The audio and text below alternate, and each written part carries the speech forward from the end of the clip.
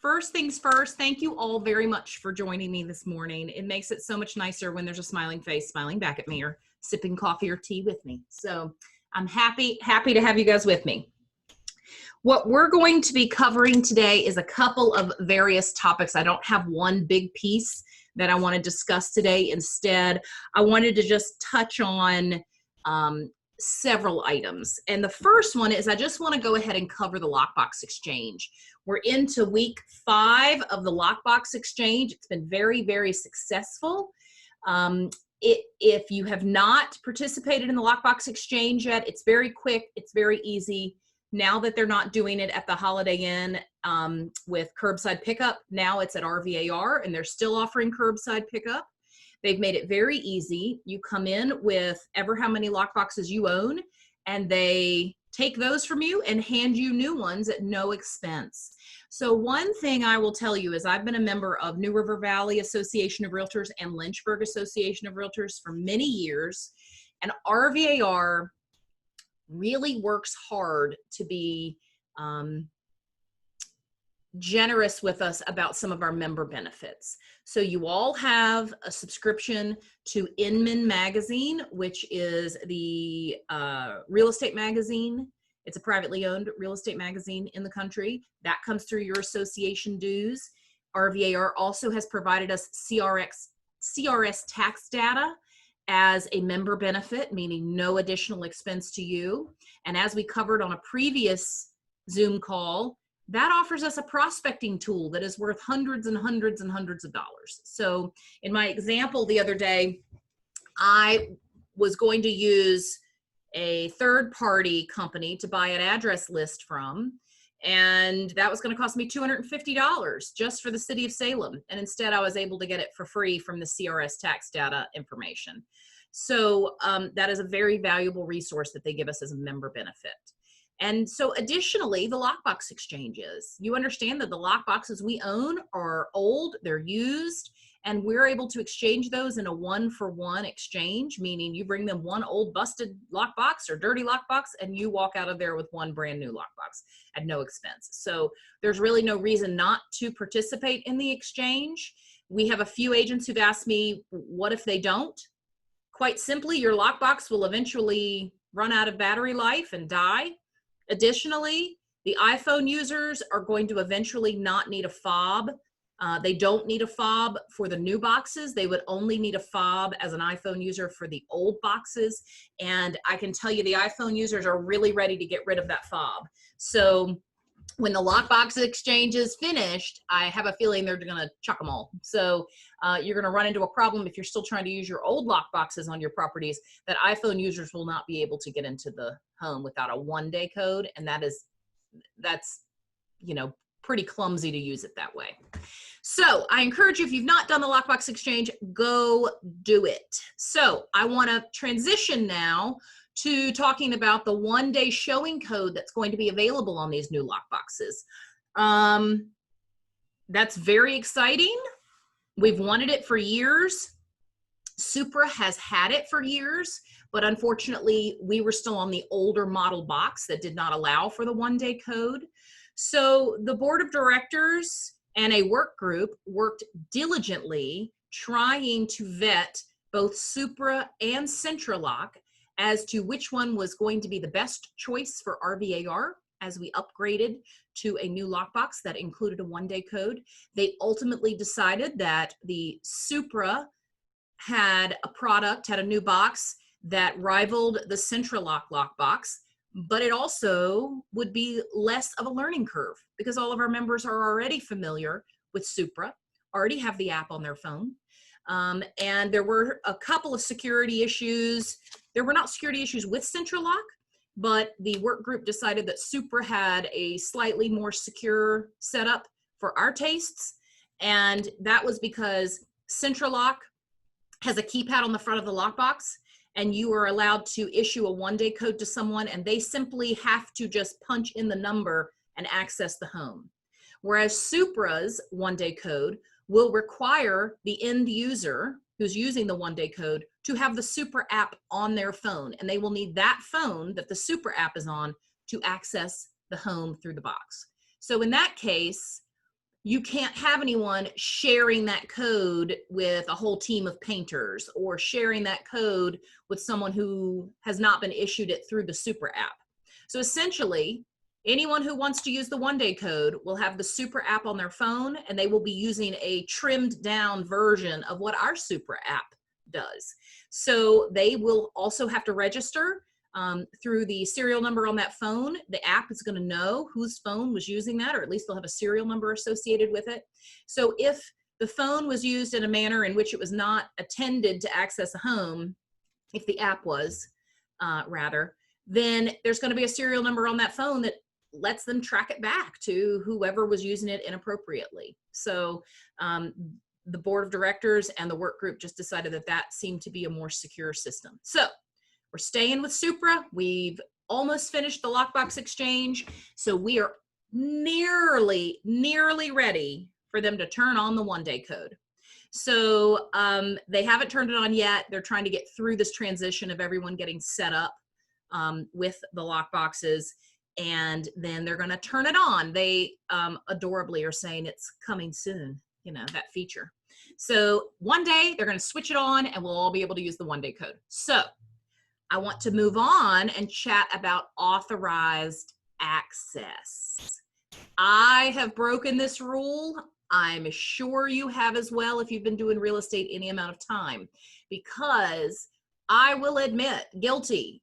Back in the day, if I pulled up to a house with a yard sign and I peeked in the windows and there was no furniture in there, I might just go ahead and take a little tour around it. Perhaps I didn't know whether it was active or pending. This is back before we were able to find that information online very easily. Now there are absolutely no excuses for not being able to check the MLS to see if that home is active or pending. So if I had gone into that home and it were pending, that would be what we called unauthorized access. Once it is pending, you are not authorized to go into the home, even if it's listed as vacant. So every entry you make into someone else's listing requires authorized access. Now, if the house is listed as active and vacant, you are given blanket opportunity to go in there. However, the express intent of giving you access is to potentially sell the home. So where we run into code of ethics violations for unauthorized access is when maybe a buyer brings a home inspector with them to look at the house. Now, this sometimes happens when it's a vacant, maybe vacant foreclosure, and they want a home inspector to just kind of take a look around and see if they want to make a bid on the house. But that home inspector needs to be very careful, because you have not been given permission to go in there for the purpose of a home inspection. You've been given authorization to go in there for the purpose of poking around the house and deciding if your buyer wants to buy it or not. So there's a very fine line there. And this has come up several times as a realtor code of ethics violation. And what has happened is a buyer and a buyer's agent have brought in a home inspector. And the next thing they know, this listing agent is getting an offer based on information from the home inspector making their notes about the property.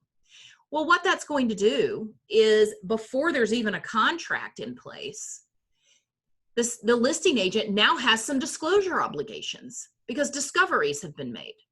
Well, you're tying the hands of that listing agent now. You're basically using extortion to buy that house with a home inspection that you did not have authorization to conduct. But once that Pandora's box is open and that listing agent knows of those material defects that have been discovered, they do have an ethical obligation to disclose those to potential buyers. Well, I can tell you the listing agent is not going to be very happy with you if you were in there with a home inspector and you did not have permission to have a home inspector in there. So be very, very careful. And sometimes you don't know until you show up to show a new buyer that you've gotten off the internet, or a lead that you've gotten from a past client, and you show up and they say, hey, do you mind if my buddy Luke comes in with me? He's a contractor. I would say yes, but Luke, please keep your comments about the house to yourself, and then you can discuss those with your buddy later, because I don't want to necessarily know about them, because I do not have permission to allow you access for doing any sort of home inspection discoveries in here, okay? Does anybody have any questions about that?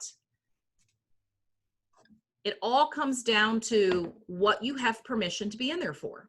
And ask yourself that. Do I have permission to be in here poking around for home inspection discoveries? You do not yet, not until you're under contract. Okay, other types of unauthorized access. Do not ever allow access into a home for an outside of the area realtor or salesperson unless you have permission from the listing agent. And I would caution you not to do it anyway. There's really no reason to be letting agents from outside of the area into properties.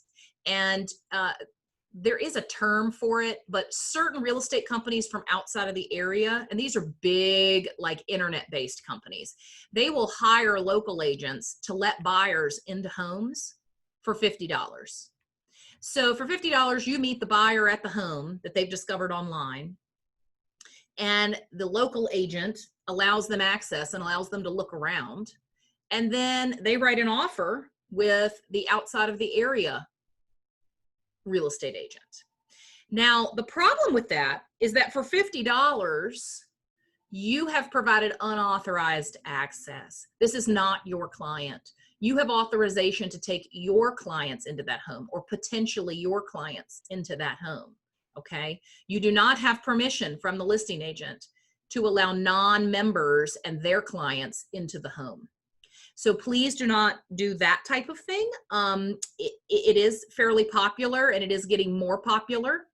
And buyers basically find a property they like online on one of these portals or a website that is provided by these outside of the area larger internet-based companies. And that internet-based company says, absolutely, we'll get a local realtor out there and let you see the home. And then they hire for $50 a local realtor to go in there and allow them access and allow them to walk around. Well, you have absolutely no idea who these buyers are.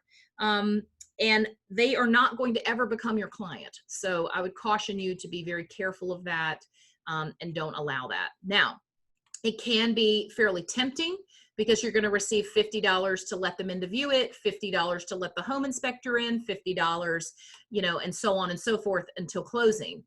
But again, you are not authorized to allow access under those circumstances, okay?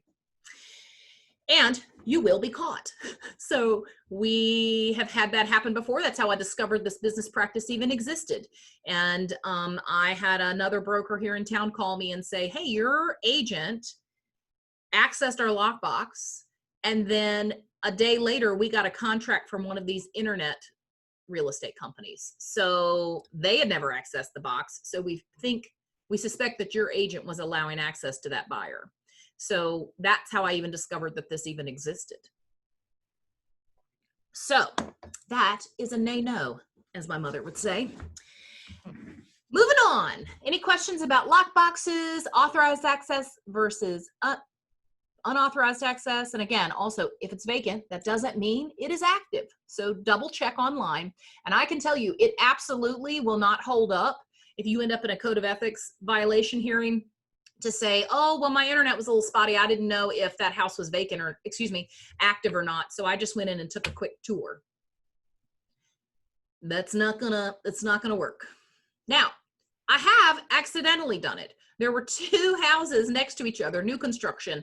I popped the lockbox for the wrong one. I did not go in it. However, I popped the key tray back in and I immediately texted the listing agent and said, so sorry, popped the lockbox for the wrong property. I did not go in, okay? Because later, and they were like, that's fine. But later had that come up and they had maybe said something to me about being in a property that I did not have authorized access to be in, I would be able to pull up that text message, or maybe it was an email, I don't remember. Email would be better because you always have a copy of that. I would be able to pull up that email that I sent out saying, you know, so sorry, did not mean to get in there, meant to access the home next door, you know, no harm, no foul. I put the lockbox back together and I'm going to go next door. Stevie's asking if we need permission. Good morning, Jeff. Thanks for joining us. I asked that a while back. I think when you first started talking about access to the box, you said they need permission from the listing agent. And I was like, but aren't you the listing agent? That's where that came from. But that was about four or 5 minutes ago. Sorry, I get talking. Okay, I didn't know what you meant.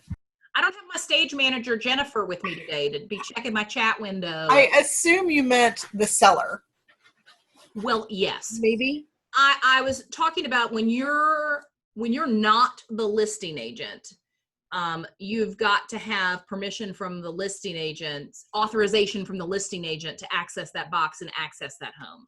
And you are there, again, for the express purpose of potentially selling that home. You're not there for any other purpose. You're not there to wander through it for comps. You know, back in the day, when I was going to do a listing in a neighborhood and there was another one in the neighborhood on the market, I'd grab that seller and say, hey, let's go look at the house down the street that's for sale. Let's see how it compares. Well, I'm not actually authorized to go in there to compare it to my listing and use it as some sort of price point leverage for my relationship with my seller. If it says vacant, you definitely can just go, Sam, but it must also be active. If it says vacant and pending, you do not have permission to go in there. So just know and ask yourself, what purpose have I been given authorization to go into this home for?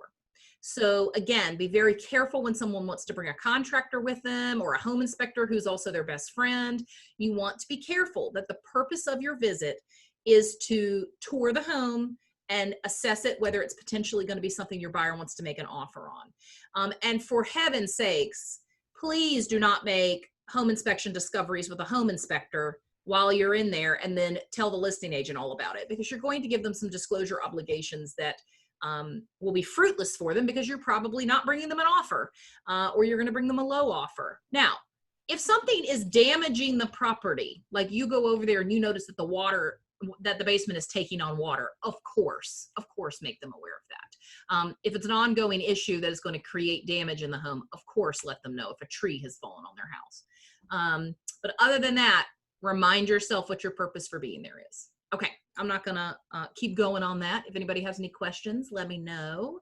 And if you have any follow-up questions about authorized access versus unauthorized access, let me know. But I will tell you, we do see unauthorized access show up at RVAR as complaints. So, and the perfect example I gave was when we had an agent who was allowing an outside of the area internet-based real estate company. They were allowing access to those people's buyers into the home. And you can understand, you're taking on all the liability of the access for someone who's not your client and you have no client relationship with. So that is dangerous. You just want to not participate in that.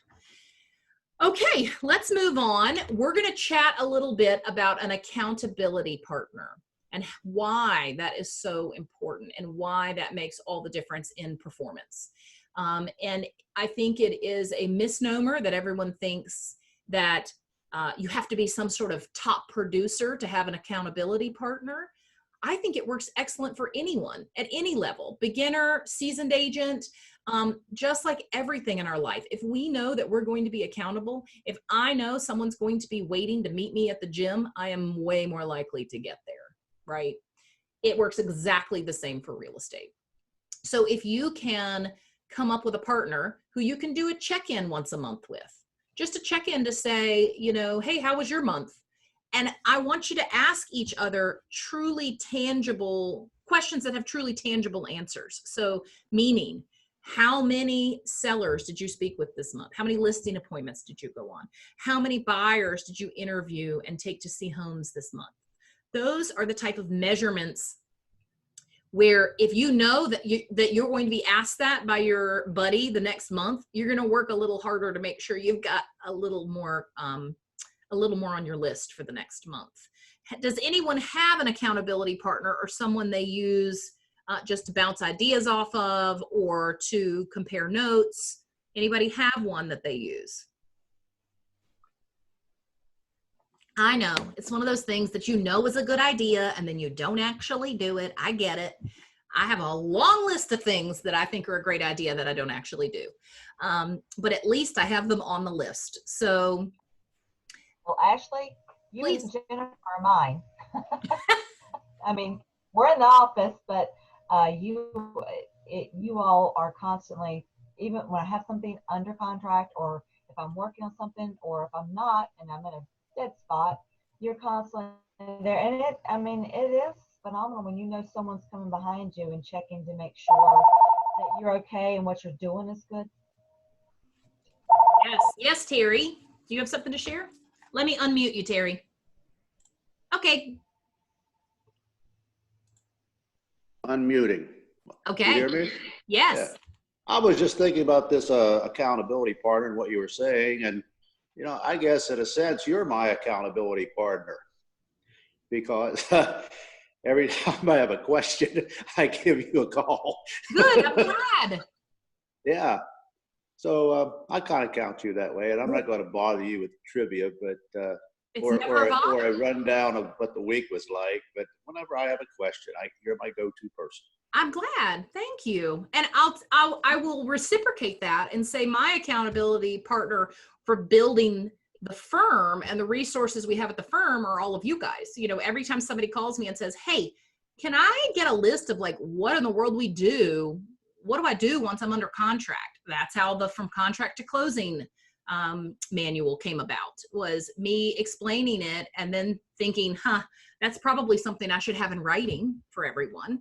That's how the open house feedback form got made. You know, I had brand new agents saying, what should I have people sign when they come into the house?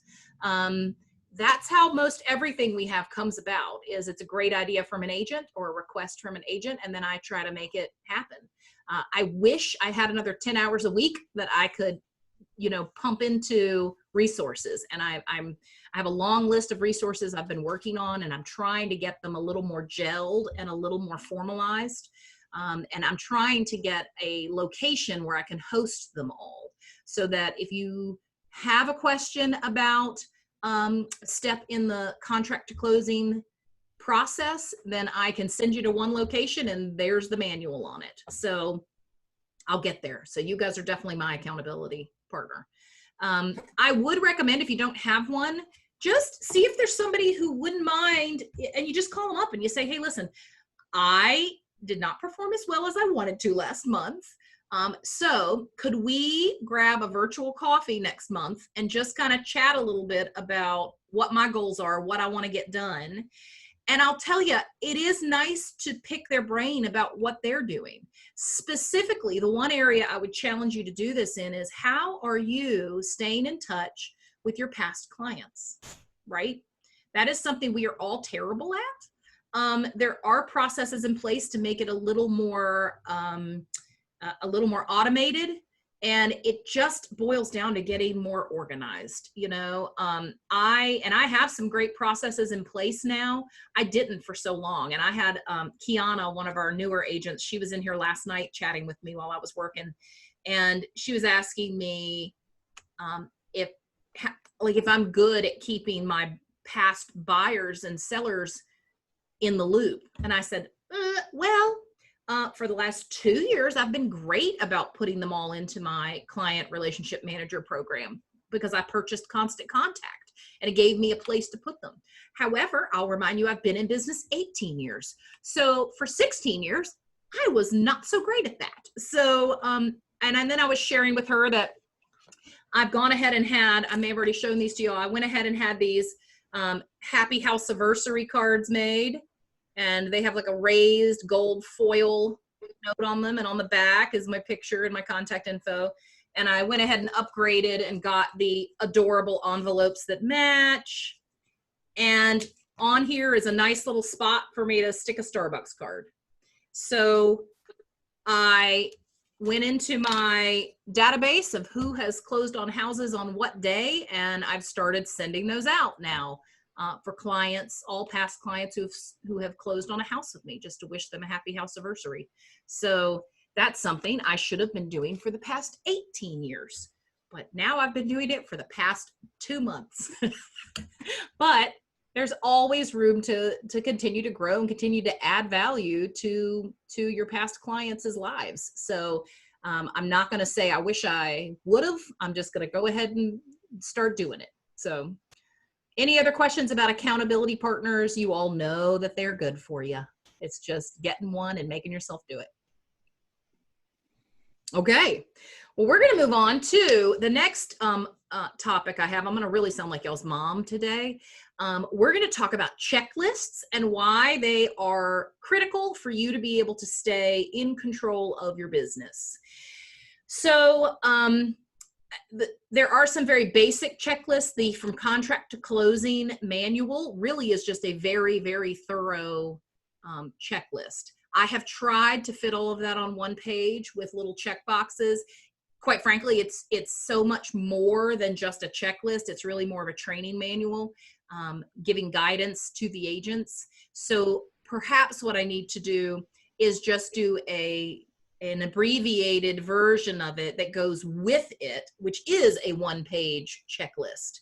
And you can use the manual then as the learning piece that goes with it that you can reference back to. So I will challenge myself to doing that and send that out. And I'm gonna make a note so that it happens. But additionally, there are other lists you can do. I'm currently working on a vendor list. So y'all may see that occasionally I email all of y'all. Thank you, Donna, for letting me know I'm freezing up some. Stevie, have y'all noticed that I'm freezing up as well? A little bit? Okay. No, you're all right. Okay. So if y'all see me email you and I say, hey, who has a contractor they'd recommend? Who has an insurance agent? Who has a roofer? Those are requests from real estate agents who are looking for that service. But I'm keeping a record of all of those, and I'm going to compile them on perhaps a Google Doc and have basically like a Wainwright's list. And it'll be like an Angie's list, but it'll just be a list of vendors that our agents have actually recommended. So that way, when people ask me and say, hey, do you know of a plumber? I can just forward them a link and remind them where we're housing that Google Doc, and allowing everyone to participate on that Google Doc as well and add people on there, okay? So that's another type of checklist. Additionally, it would be very handy if there was a utilities checklist. So that's another one I'm working on, to have a list of all the utilities in all the municipalities, so that it would be very simple for you guys when you have a buyer closing in Vinton. You can print that form off and check the boxes of the ones that apply to your buyer, and then, or your seller. And then that way they know, customized to the home purchase that they're making, who they need to contact to transfer utilities. Ooh, look what Terry has. I just went down and picked this out of my keeping place. Yeah.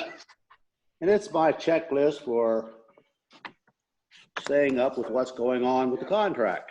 You may not see it too well. We can. Contract date, settlement company information. That's really cool. Did you make that yourself, Terry? No, actually I did not. When I sold my house up in South Riding, been so long ago, about forgot where I was from. One of the realtors had come by and wanted to do the listing, and he had some literature, and he had a folder, and this was on the cover of the folder. And cool. I happen to keep it, and I've modified it just a little bit. But anyway, that's my checklist for contract to closing. Awesome. Awesome. Now, we're also always looking, thank you for sharing, Terry. We're also Samantha's wondering if you wouldn't mind sharing that with us, Terry. Sure, I can share it. That'd be great. If you don't mind scanning it and emailing it to me, I'll take care of getting it to everybody. Okay, I will do that. Matter of fact, I need to scan something else, so I'll just lay it over here on this other pile. Excellent. In your scan checklist pile. Yep. So what I would also recommend is, again, automating all the things you do. So if you are introduced to a new buyer, then that day you're going to go ahead and get out your new buyer checklist, and you're going to run through all the things you should be doing for them. Okay. Have you emailed them and asked them what their search criteria is? Have you put them into MLS in the contact management program? Have you put in a saved search for them based on the criteria they shared? Have you set up a subscription for them to begin auto emailing them? Okay. Have you put them in your other client relationship manager software program so that they can begin to receive emails from you? If this is part of what you do, have you friended them on Facebook?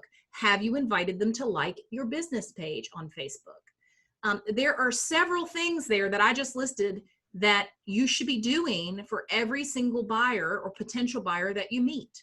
And unless you have a checklist, it's just one more thing cluttering up your brain to try to remember uniquely every single time you're introduced to a new buyer. So if you can pull out that checklist and work your way through it, all the better. Now, there are online versions of checklists. If you'd like, I will share my screen with you right now, and I will show you one called Monday. Now, Monday is one that we have purchased for the office staff, and it's where we keep track of office staff duties. So I'm going to share that with you because I have enjoyed it. There is something wonderful about a tangible, actual, checklist or to-do list, but I do also understand that, because here's mine. Mine is just an actual, tangible piece of paper to-do list that I keep every day. But there is still a need for me to have an online version as well, because sometimes I'm running around, I'm just on my phone, and I need to pop something onto that to-do list. So I will put it on Monday. So I'm going to share my screen for a moment. If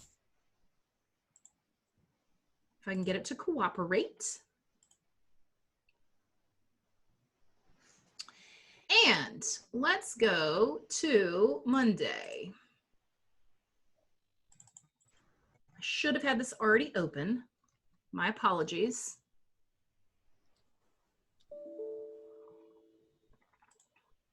Well, I'm going to stop sharing for just a moment and get myself sorted out while y'all talk for a moment. That's all y'all. All of y'all.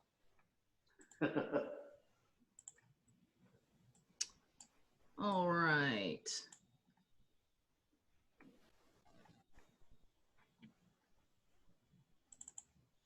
Samantha?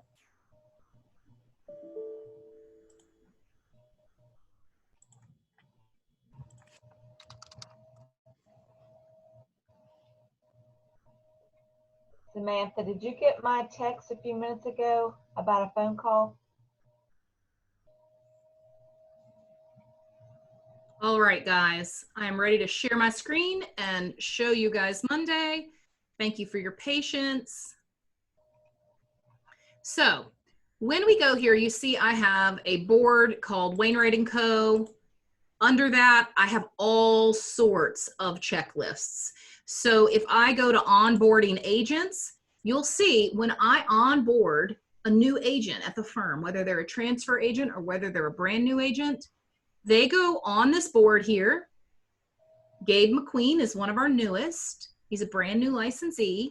And you'll see Donna, Jennifer, and I are all assigned tasks. And I have listed everything that should be happening, welcoming this new agent. You'll see that I'm a little behind. Well, they're brand new. We haven't done anything. But it does help us stay accountable and make sure we have actually done everything we're supposed to do when we hire them and put them in here, including down here, how to enter them as an agent into the copier scanner. And this is here so that we don't have to reinvent the wheel every time and try to remember how to do it every time. We also have monthly agent recognition. We're able to track when we've sent out the birthday postcards, when we've sent out the anniversary Facebook post. You can use this. I just discovered that Monday has a whole piece that's done for social media calendars. So you can put in here upcoming ideas, next week what your social media posts will be. And you can go ahead and make yourself a social media calendar on here, if you will, to make sure you're posting what you should be posting. And then additionally, for me, this is my board, just for me, I have projects that I want to do, projects that I want to complete, so that they're at least written down somewhere. Here's the Google Docs training manuals. I want to get all the training manuals put on a Google Doc location. So this is going to allow me to stay accountable and make sure that I've got all these items down here, all the projects that I'm working on. Anybody have any questions about that? Stevie says she is closing on her father-in-law's house on Monday. That is excellent news. Excellent. I know you are so relieved. Yes. If anyone needs help with a Medicaid sale, she is now an expert. How would you feel about doing a little 10-minute piece on one of our Zoom calls, just covering? I can do that. And I'm also on both sides because it was my family, so I know how she dealt with Medicaid on her own as well as the sale of the house. So, meaning not on both sides, meaning dual agency. Oh, no, not dual agency. No. Family member and the agent. My sister-in-law is the power of attorney, so I know what she had to get together for Medicaid, for social services. I talked to social services, and what they'll allow, what they won't allow. What they allow and what they don't allow, which is a lot. Mm-hmm. And it's surprising. And it's surprising how many agents don't know. How many people I had call me telling me they were going to bring me an offer and that they were going to offer less than listing price, which was tax assessed value. And we couldn't take less than tax assessed value and things like that. So sure, I'll that'd be great, because you had to do a lot of agent education every time a buyer's agent called you about the property, because you're right, we don't know a lot about it. So that'd be wonderful. Thank you, Stevie. I appreciate that. You pay me extra, right? Yeah, absolutely. I'll give you an extra pack of granola bars when you come in next time.